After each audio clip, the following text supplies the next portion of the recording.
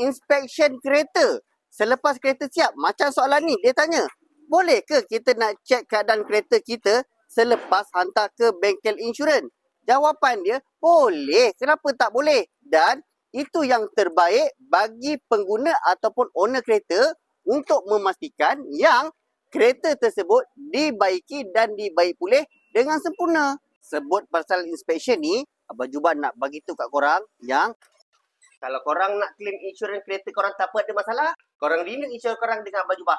Jangan lupa DM. Syarikat Etika Takaful, diorang memang akan mewajibkan adjuster diorang untuk membuat inspection sebanyak 2 kali, iaitu inspection before spray dan juga inspection after repair. Kenapa Etika buat macam ni? Sebab dia nak pastikan yang bengkel tersebut betul-betul menukar parts ataupun alat ganti yang telah pun insurans Etika ni bayar. Macam biasa korang kat luar sana tak tahu dan tak ada workshop nak hantar kereta korang untuk buat claim insurans. Terutamanya insurans Etika ataupun Takaful Malaysia. Korang boleh datang terus ke bengkel baju pakar tutupan insurans kewalangan anda. Jumpa lagi. Assalamualaikum.